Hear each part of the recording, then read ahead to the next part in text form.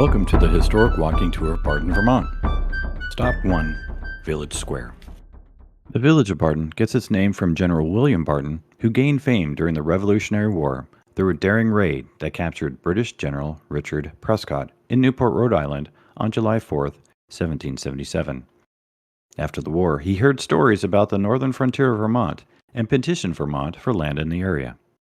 The township of Barton was chartered on October 20th, 1789.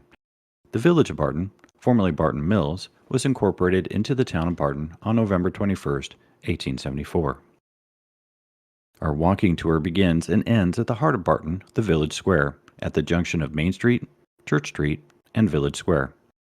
The center of town has always been a focal point for businesses, lodging, and entertainment, yet over the years, fires and abandoned buildings have dramatically changed the physical landscape around the square. As with many New England towns, large buildings were constructed in units called blocks that could serve many different functions. The most grand of these, on the south side of the square, was the Seaver Block, or the Robinson Opera House. Built in 1878 by W.I. Robinson, this large four-story building was the cultural center of town with basketball games, roller skating, plays, lectures, concerts, and moving picture shows. The building also hosted many businesses, the town offices, and public gatherings. A devastating fire leveled the building in 1929. The memorial building now stands in its place. On the west side of the square stands buildings that largely remain as they were first built: the Pierce Block, the Nelson Block, and the Davis Block.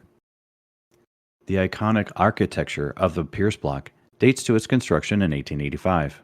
This large 70 by 70 foot building housed many businesses over the years, including the Owens General Store, Pierce Pharmacy, a dentist, a barber, a millinery shop, a telephone store, and was once the home of the Orleans County Monitor.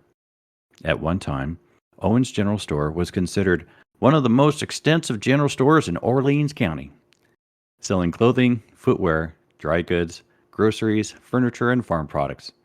For many generations, the Pierce family owned and operated the Pierce Pharmacy. The store became a social gathering place with the installation of a soda fountain in 1892. While avoiding a destructive fire that destroyed the Seaver Block, the building did undergo some significant structural renovations.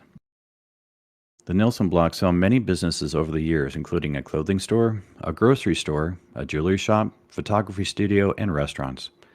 In 1909, J.F. Balchelder opened a gentleman's clothing store in the building.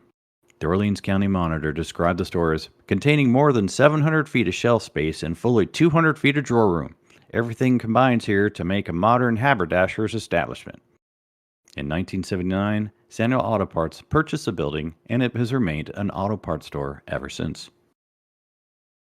The Davis Block, home of today's Village Treasures, also saw many businesses ventures within its walls. In 1907, the Davis store sold general merchandise, featuring clothing and shoes. It became best known for its annual sale of ladies' underwear made by the Peerless Manufacturing Company right here in Barton. George Davis sold so many shoes out of his store, he became known as Davis the Shoe Man. After 1920, the building changed hands many times, hosting a millinery shop, a furniture store, and an undertaker shop. On the corner of Church Street and Main Street once stood another cultural landmark, the Gem Theater. Then as now, people love going out to see the movies, especially when this was a novel invention at the turn of the 20th century. As stated earlier, the first moving pictures were shown in the Seaver Block. In 1909, each movie ticket came with a coupon for a free soda at the nearby soda fountain at the Pierce Family Drugstore. O'Caron and Fred Pierce opened the Gem Theater in 1914. It was standing room only, as moviegoers went to see silent film actors like Justice T. Barnes, star of The Great Train Robbery in 1903, or Harold Lloyd in Safety Last in 1923. Additions to the building were made to accommodate upgraded sound systems in 1930, but the good times did not last. In 1936, the Gem Theater closed and movies began showing at the Memorial Building. The building that once housed so many moviegoers was torn down and replaced with, most recently, an appliance repair and bottle redemption store.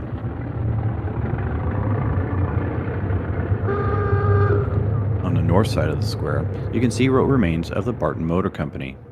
Its faint signage can still be made out, on the front of the building.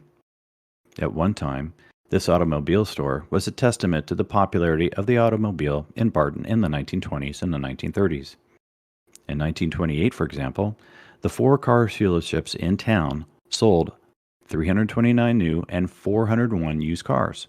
However, the transition from horse-drawn power to automobiles was not a smooth one. Many stories of clashes between noisy automobiles and spooked horses, or horses that had to tow cars back to the shop, filled the Orleans County Monitor at the turn of the century. In 1909, the village trustees felt compelled to impose a 10-mile-an-hour speed limit on the roads leading into the village. The village green at the center of the village has seen its own dramatic transformation over the years, shrinking in size and shape from when it was first constructed. At one time, a World War I era cannon was placed here as a main feature. At other times, large gazebos were built for meetings and summer concerts. Today you can see the Veterans Memorial that the American Legion Post 76 installed in 1989 honoring those who served. From Village Square we walk northwest up Main Street towards our second stop on the historical walking tour, hotels.